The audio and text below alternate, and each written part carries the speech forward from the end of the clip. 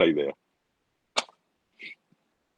Yo lo que tengo pensado es ir avanzando a medida que ustedes van investigando, como para que ya tengan una idea general de lo que tienen que conseguir. ¿Ok? Y el primer punto que tengo es la curva catenaria. Si ustedes desean, yo puedo empezar por esto, si no tienen algo más que preguntar sobre el estudio de ruta.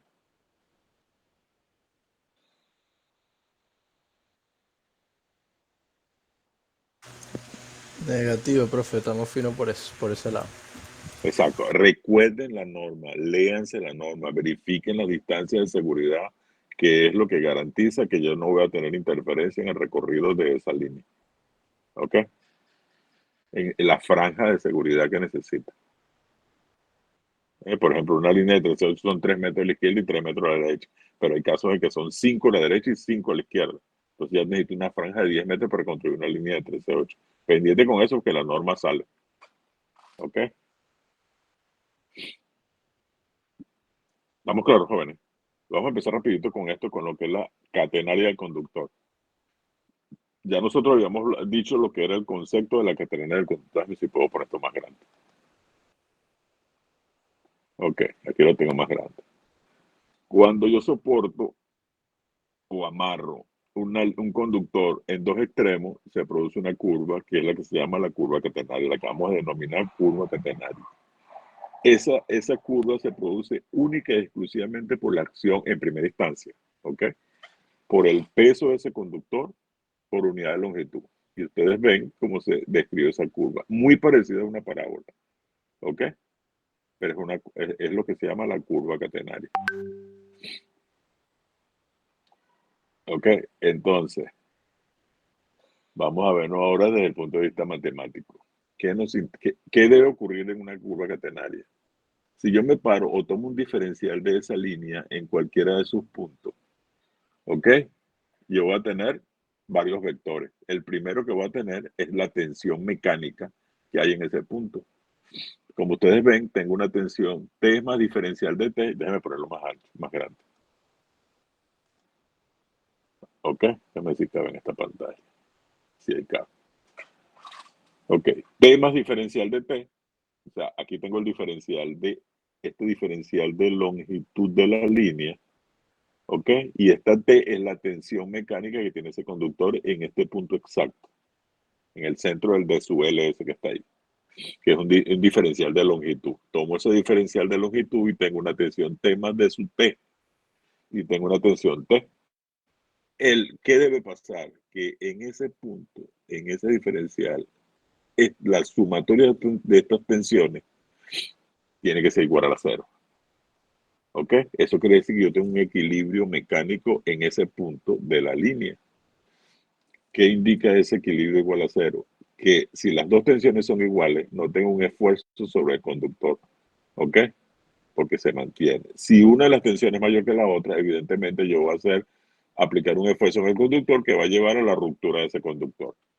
¿Ok? Entonces, este diferencial de L que tenemos aquí, si nosotros nos podemos ver por paralelismo, por este paralelo de estas líneas, fíjense que en la parte, el punto de partida del diferencial de L tengo Y, X. Ese sería este punto de aquí abajo. Este punto. ¿Ok? Y después tenemos al final del diferencial, tenemos X más diferencial de X, Y más diferencial de Y. ¿Ok? O sea, diferencial de X sería esta distancia. Oh, shit. Esta distancia sería mi diferencial de X y esta distancia sería mi diferencial de Y. ¿Ok? Entonces, en esta parte superior de este diferencial de longitud, tengo Y más diferencial de Y. Entonces, si nos paramos en el centro, hacia abajo tenemos la tensión mecánica aplicada en ese punto. Y hacia arriba tenemos T más diferencial de T. ¿Ok? El equilibrio que debe existir quiere decir que la sumatoria de los esfuerzos en X es igual a cero y la sumatoria de los esfuerzos en Y debe ser igual a cero.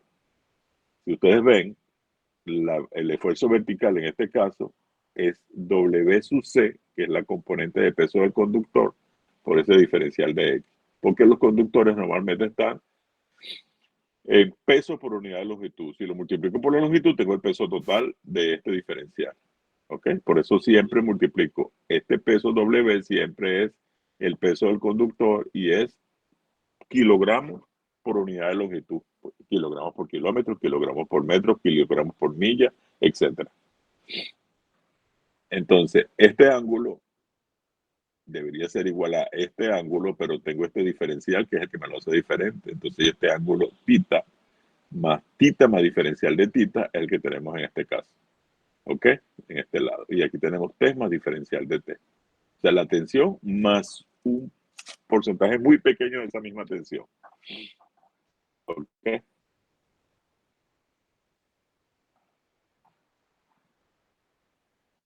Eso es lo que ustedes van a investigar, pero yo se los voy a ir dando. ¿Ok? Tengo que garantizar de que ustedes queden bastante claros en eso. Entonces, en el eje X, las sumatorias de fuerza en el eje X y las sumatorias de fuerza en el eje Y tienen que ser igual a cero. O sea, quiere decir que yo tengo un equilibrio estático en ese punto, en esa diferencial. ¿Ok? Nos devolvemos a la gráfica, ¿no? Y tenemos, si nos paramos aquí en este punto de diferencial de L, ¿cuál sería la descomposición de esta tensión? ¿Cuál sería la fuerza, la sumatoria de las fuerzas en X? ¿Cuál sería la sumatoria de las fuerzas en Y? Si alguno me puede decir, por favor. Esto es vectores, esto es vectorial. La sumatoria de las fuerzas en X, ¿no? Tengo esta componente, este vector. Igualmente tengo otro vector para este lado. ¿Cuál es la sumatoria de los componentes de los esfuerzos en X? Porque tiene que ser igual a cero. Quiere decir que T por este coseno de tita es la componente en X que tenemos de este lado, ¿cierto?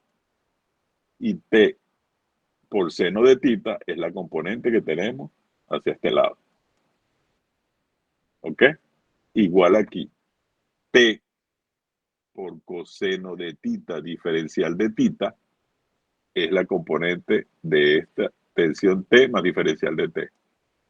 Y T por diferencial de T por seno de tita diferencial de tita es la componente vertical. La suma de estos vectores debe ser igual a cero. La suma de las fuerzas en X y la suma de las fuerzas en Y.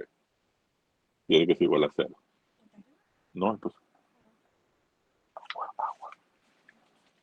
ok, entonces, en función a eso, T por diferencial de T por coseno de tita diferencial de tita es igual a T por coseno de tita. Si nos vamos aquí arriba, ¿no? En el eje X, T por diferencial de T por coseno de tita diferencial de tita tiene que ser igual a T por coseno de tita. O sea, las sumatorias en el eje X. Aquí están, ¿no? Que es el reflejo de este vector en el eje X y el de este en el eje X. La suma de ambos tiene que ser igual a cero. Igual, para el eje Y, tenemos T por diferencial de T por seno de tita diferencial de tita es igual a T por seno de tita diferencial más W sub C, que es el peso del conductor, por diferencial de X. Me voy nuevamente hacia la gráfica. ¿Ok? Entonces ahora estamos aquí. Las sumatorias de fuerza en Y, tengo T diferencial de T por el seno de tita diferencial de tita. Tiene que ser igual, ¿no? A T por seno de tita más W sub C.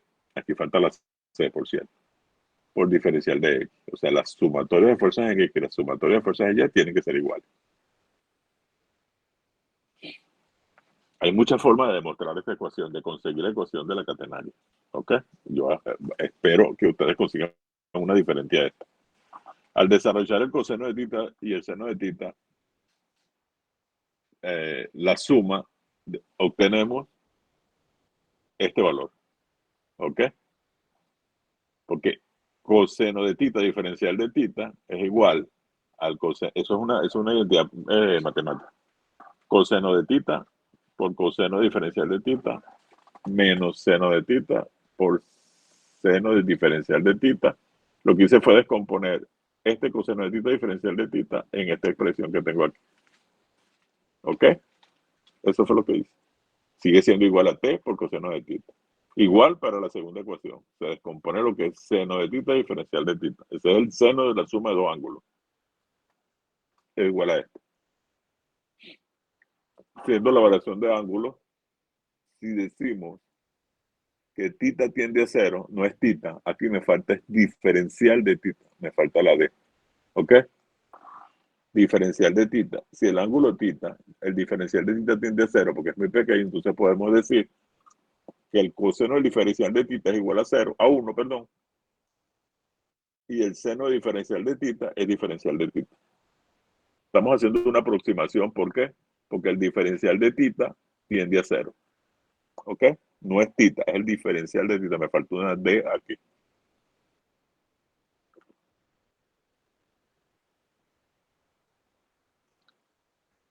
Entonces, tomando en consideración esa igualdad, claro, al diferencial de tita, al ser muy pequeño, coseno de 0 es igual a 1. ¿No? Y si es muy pequeño, el seno de 0 tiende a 0, pero lo ponemos que el seno de 0 tiende a diferencial de tita porque decimos que tiende a 0. Es un valor muy pequeño. Entonces las igualdades se transforman en t por diferencial de t es igual a coseno de tita menos seno diferencial de tita igual a t no coseno de tita. ¿Por qué? Porque nosotros aplicamos en esta.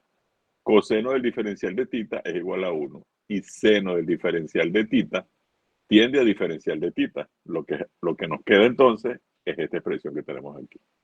Sustituimos esta por la igualdad que dijimos hace rato y esta por estas dos, por esta ecuación que tenemos aquí resumida. Igual lo hacemos para esta otra. ¿Ok? Ahora multiplicamos t diferencial de t por esta expresión y t diferencial de t por esta expresión. Hacemos ese producto. Aquí sale. Aquí falta una t, lo corregí. ¿Ok? Sale todo esto, etcétera. Vamos a revisarlo de todas maneras. T por seno, perdón, la primera. T por coseno de tita menos T seno de tita diferencial de tita más diferencial de tita por coseno de tita y diferencial de t, diferencial de t por coseno de tita y diferencial de t por seno de tita. ¿Ok? Eso nos lleva a esta expresión. Igual, esta nos lleva a esta expresión. Eliminamos términos semejantes, por ejemplo, este muere con este. ¿Ok? Y no tenemos más términos semejantes ahí. Y en este caso, este término se simplifica con este otro término que está aquí. Simplificamos este otro que tenemos aquí. Eliminando términos iguales y tomando en cuenta que la derivada de t coseno de tita, ¿no? Es igual a menos t seno de tita por diferencial de tita más diferencial de t por coseno de tita. Esto es indicando cuál es la derivada de este término y la derivada de este término. ¿Ok?